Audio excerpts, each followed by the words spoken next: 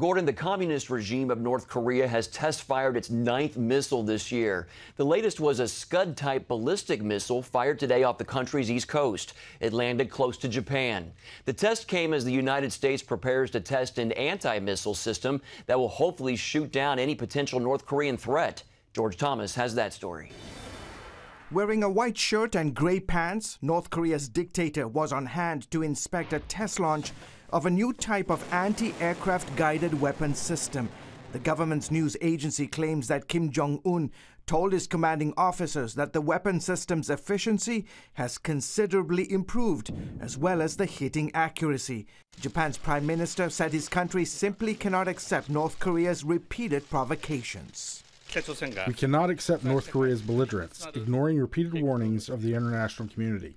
We logged strong protests against North Korea.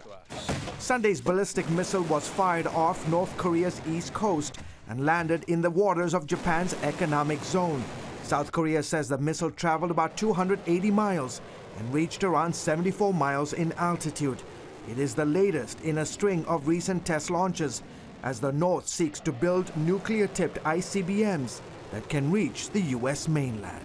We always assume that with a testing program, they get better with each test. Secretary of Defense Mattis also warned that a war with North Korea would be catastrophic. Why do I say this? The North Korean regime has hundreds of artillery cannons and rocket launchers within range of one of the most densely populated cities on Earth, which is the capital of South Korea. We are working with the international community to deal with this issue. This regime is a threat to the region, to Japan, to South Korea, and in the event of war, they would bring danger to China and to Russia as well. Meanwhile, in a dramatic show of force, the U.S. now has 3 aircraft carriers in the region. According to Voice of America, the USS Nimitz has joined USS Carl Vinson and USS Ronald Reagan in the Western Pacific. This comes as America prepares to test an anti-missile system Tuesday that will simulate a North Korean strike, including an intercontinental ballistic missile for the first time. George Thomas, CBN News. Another arrest in connection with the Manchester terrorist bombing last week that killed 22 people. That raises the total number in custody to 14. Police say a 23-year-old man was arrested on suspicion of terrorist activity. The suspected suicide bomber, Salman Abedi, took the lives of 22 people at an Ariana Grande concert.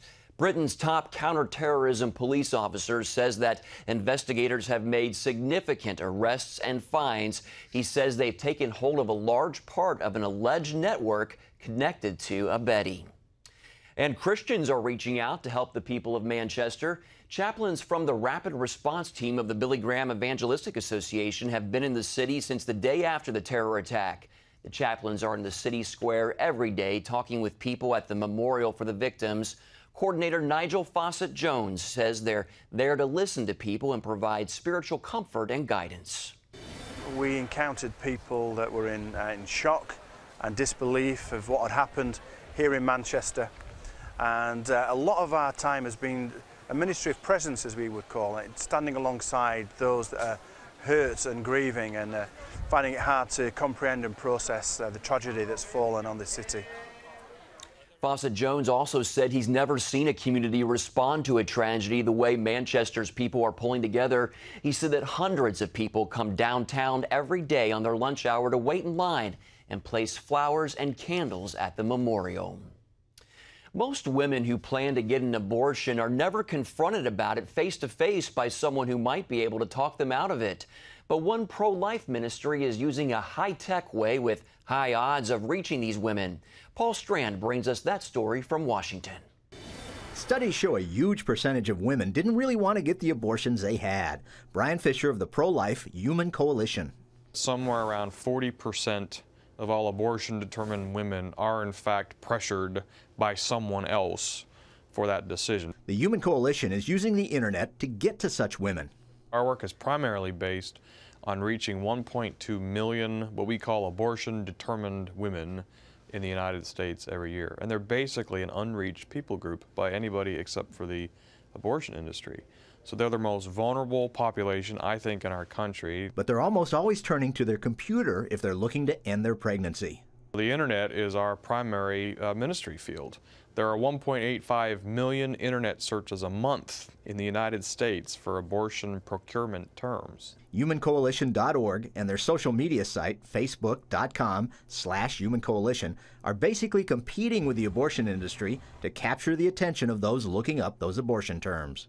Our job is to try to identify those people and then give them the option to speak to us instead of an abortion clinic. The numbers show the approach is working in thousands of cases. Every year we're rescuing more and more children. Last year alone, we rescued 1,697 children just last year. And Fisher says anyone can use what Human Coalition has found best works to turn women away from abortion.